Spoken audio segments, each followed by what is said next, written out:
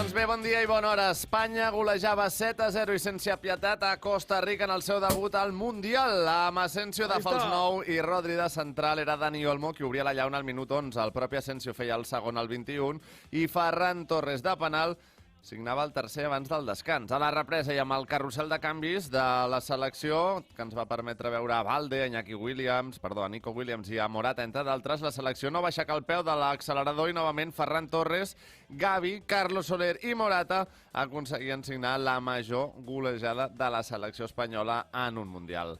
Després del duel i ja en roda de premsa, Luis Enrique analitzava així el que va ser un debut i una tarda immillorables. Bueno, pues ha sido un partido muy especial para nosotros.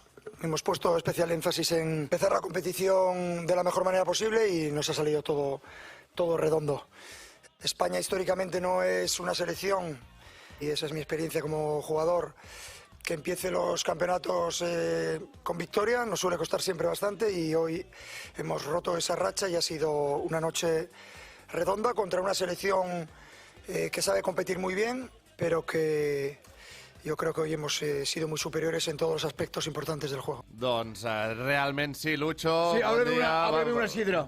Una sidra para usted y para toda la selección, perquè déu-n'hi-do, quina tarda de gols, de festival, de, pues sí, la verdad es de que buenas sensacions. Hemos sacado lo que llevábamos dentro, la furia que tenemos siempre la selección, de rojo hemos funcionado. Y bueno, y al final, oye, tantas veces metíamos un gol, sonaba una canción de Rafael que estamos hartos un poquito de qué pasará, ¿no?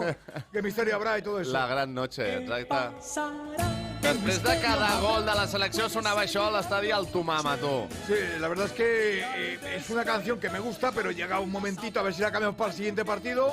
Ya hacemos otra cosa, aunque ha sido talismán, también hay que decirlo. Sí, també és verdad. Bé, a Espanya ja podem considerar candidata real al títol, Nil? Home, és un cop sobre la taula molt important. Ja, però era Costa Rica, eh? Sí, però són 7 gols. Sí. Són 7 gols i... Pero bueno, hay que ver cómo están las otras selecciones también, ¿no? És verdad, en parlarem. Cuidado, I jo crec que amb sensacions molt diferents a, per exemple, Anglaterra, que en va fer 6. En va rebre 2. En va rebre 2, Espanya va deixar a 0 i era un atac igual, és que era constant. El joc era espectacular, tota l'estona va dominar molt, és que era preciós de veure. 5 minuts afegit a la primera i 8 a la segona. Poc. En comparació a la resta de partits, sí, veient, però realment, tal com estava el partit, era necessari? Sobretot a la segona no calia. Bé, el seleccionador també va aprofitar aquesta golejada per cobrar-se algunes factures als que acusaven el seu equip de falta de gol. Yo siempre había leído que había falta de gol y que la selección desde que estamos nosotros es una de las selecciones que más goles marca en todos los campeonatos que hemos estado. Esa es la realidad, los datos. Quizás no tengamos un jugador referente que marque 30 goles, pero tenemos siempre a Álvaro, Ferran, Dani Olmo, Marco Asensio, Gavi, que ha marcado hoy, Pedri, Pablo Sarabia, Carlos Soler, muchos jugadores que tienen gol. Nosotros llegamos al gol de manera asociativa, de manera colaborativa y nunca me ha preocupado la falta de gol. De hecho, siempre ha sido una de las, dijéramos, diferencias entre vuestra manera de pensar sobre la selección y la mía. Venga, y ahí palito ya, Lucho. No, hombre, no hacía falta, no era el día. Es que es verdad que, bueno, podéis acusarme de que no tengamos una referencia ahí delante, pero es que todos marcan, todos juegan y somos un equipo, no somos un jugador. Pero no se me enfade, que metieron 7 goles. No, si no me enfado, bueno, si quieres te cuento un chiste. Bueno, va, pues a ver el chiste. Bueno, va, humor asturiano, dice, cariño, te noto distante, dice, ¿por qué te alejas de mí? Dice, es que me quiero tirar un pedito, ¿vale? És humor asturiano. De tots aquests davanters que vam veure ahir, Nil, quin et va agradar més? Pues em va agradar molt Marc Asensio. Asensio va estar molt bé. De veritat, va ser increïble com va jugar a fals 9, baixava tota l'estona a combinar. Y luego decís que lleve el 10 y tal, pues... Ya, sí, es verdad. Jiji, jajaja, pues ahora para adentro. Ahora tienes que callar. Ahora para adentro. Para adentro, con los pelos.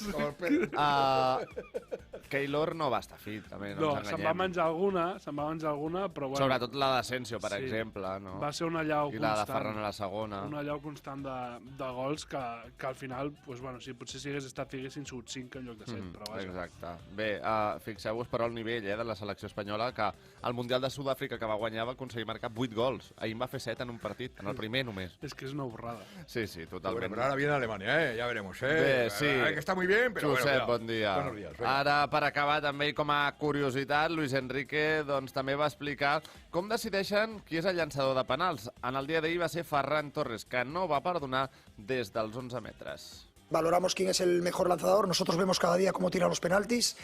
El lanzador lo decido yo, es decir, en la hoja, en el vestuario ponemos penalti. Si hay algún especialista claro, lo ponemos allí. Si no, decide el míster. Miran, lo querían tirar. El especialista era Ferran en este partido. Dani Olmo también puede marcar. Marco Asensio también. Busi también. Es más, creo que ha habido algo de incertidumbre entre Busi y Ferran porque estaba detrás Ferran de Busi y Busi pensaba que era él. Pero yo soy el que los ve entrenar cada día los penaltis y lo ha tirado maravillosamente bien y nos alegramos mucho. Doncs ens n'alegrem moltíssim. Sí, nos alegramos muchísimo. I tant que sí. Bon partit també de Ferran. Molt bon partit. Pichichi del Mundial. Sí, amb Bukayo Saka, amb València, Giroud... Sí. Pichichi del Aquí està. I molts elogis també per Jordi Alba, que va fer una altra gran actuació. És d'aquests jugadors, Jordi Alba, Sergio Busquets, que els toca Luis Enrique i juguen diferent.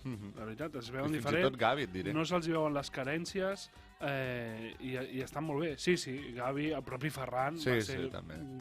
constant. En el capítol de dades, precisament, Gavi s'estrenava en un Mundial emulant un rècord de Pelé de l'any 58. El jugador del Barça es convertia en el golejador més jove de la història d'Espanya i amb només 18 anys en el segon més jove de tota la història dels Mundials, només per darrere de Pelé, que va marcar amb 17 anys al Mundial de Suècia. El blaugrana va ser escollit MVP del partit, mentre que Dani Olmo, que va obrir la llauna, va aconseguir el gol número 100 d'Espanya als Mundials. Només Brasil, Alemanya, Argentina, Itàlia i a França ho havien assolit abans. Gavi també va reconèixer després del partit que encara no és conscient del que està aconseguint.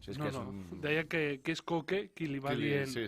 Con el paso de los años te darás cuenta. Al·lucinaràs de tot el que estàs fent. I molt bé també al mig del camp Busquets, Pedri i Gavi. Sí, va funcionar. ADN Barça. Per què no ho veiem això al Barça? Exacte, és que el mires i la columna vertebral d'aquest equip és del Barça, la té el Barça. Sentint-ho molt, això no deixa en massa bon lloc a Xavi, eh? No. Xavi, bon dia, eh? No és el mateix jugar amb equips regulars que unes seleccions, no? I a veure, que jo me n'alegro molt per la selecció espanyola, però era Costa Rica, que no era el Bayern de Múnich. Ja, sí, també és veritat, però bé. En l'altre partit del grup E, el Japó va donar la sorpresa imposant-se 1-2 a Alemanya. La Mannschaft serà el proper rival d'Espanya diumenge que ve i una derrota els podria deixar matemàticament eliminats. Una Alemanya que també va protagonitzar la imatge de la jornada en tapar-se la boca abans de fer-se la foto oficial del partit en senyal de protesta per la prohibició de la FIFA de lluir els braçalets de capità en la comunitat LGTBI.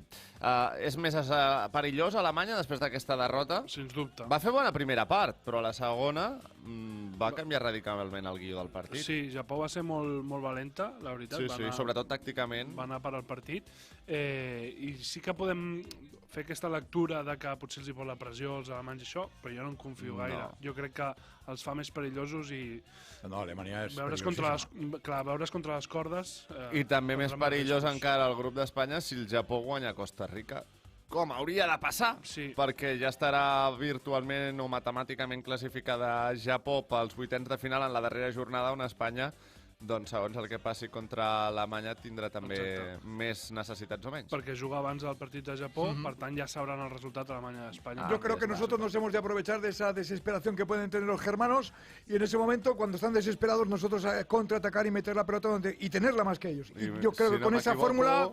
Con esa fórmula, te digo yo... En el último partido que jugó España ante Alemania, ganaron los de Luis Enrique por 6 goles, ¿no? Sí. Van fotre 6. Sí. També a la Nations League. No hay que fiarse. Los resultados son, a veces pasan, pero ahora vamos Todo a lo que no sea marcar 7 goles ja no es va saber a poco, també se lo voy a decir. Però para, que amb el vostre permís jo també vull dir la meva sobre aquest debut de la selecció. Brutal! Quin partit i quina exhibició d'Espanya en la seva estrena al Mundial. Ni en el millor dels casos ens havíem imaginat veure aquesta versió d'Espanya i menys encara quan tradicionalment els debuts en els grans tornejos sempre havien costat. Jordi Alba, Busquets, Pedri, Ferran i Gavi. La columna vertebral blaugrana va tornar a funcionar a les mil meravelles i la selecció va jugar amb velocitat de creuer. D'acord que al davant hi havia una Costa Rica vinguda menys, però tant els resultats com les sensacions envien un clar missatge a tots els seus rivals. Ens els hem de creure, ens els hem de prendre molt seriosament. Espanya té moltes coses a dir al Qatar. I en el debut d'ahir, doncs, tampoc m'agradaria oblidar-me'n de fer menció especial pel partit de Pedri i, sobretot, de Gavi. Pablo Martín Páez Gavira. Gavi, que tot just fa unes setmanes havíem d'escoltar doncs, que si Camavinga i Musiala eren millors que ell per guanyar el Golden Boy. També una mica més lluny que d'aquell debat nacional que es va obrir amb la seva primera convocatòria. Però al cap i a la fi, Gavi sempre ha acabat silenciant tots els debats i deixant bocabadats els seus detractors. Talent, caràcter i esforç. Present i molt futur. Gavi és la veritable extensió de Luis Enrique al terreny de joc.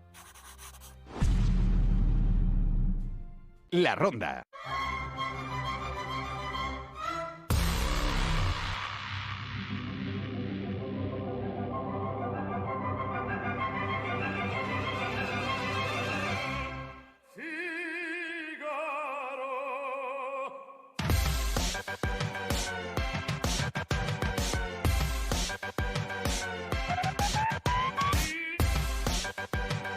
Doncs 1:15, moment ara de repassar també la pregunta del dia. Y esta es la pregunta del día. Que ningú s'espanti que això són paraules majors, però creieu que Gavi i Pedri podran superar la llegenda de Xavi i Iniesta? 1, Sí. 2... No. Nil, com tenim les votacions? Doncs a la gent no li ha pogut l'eufòria, 73% dels vots diu que no, el 27% diu que sí. Els hi falten encara, com diríem... Unes sopes. Sí, menjar unes quantes sopes, però a I menja sopes a i la les pensa seva totes. edat, Xavi i Iniesta no havien arribat encara a fer el que havien aconseguit, Sí. o el que han aconseguit ja Pedri i Gavi. De fet, tenim alguns comentaris en aquesta línia, no? Per exemple, el David diu, és molt possible, Xavi i Iniesta van tardar molt en ser titulars, Pedri i Gavi estan destrossant braços de promiscuitat.